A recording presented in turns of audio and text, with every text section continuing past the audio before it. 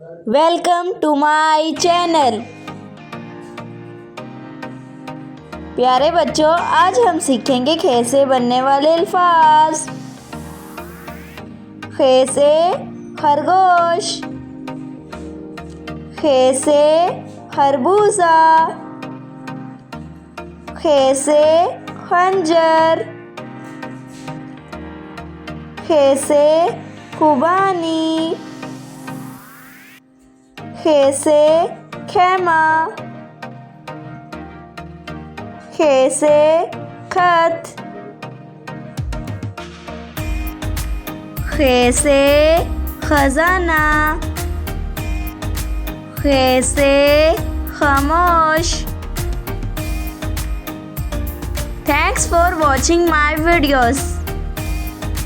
अगर आपको हमारे वीडियोस पसंद आ रहे हैं तो इन्हें लाइक करें, शेयर करें और सब्सक्राइब करें। मिलते हैं नेक्स्ट वीडियो में, तब तक के लिए अल्लाह हाफिज़।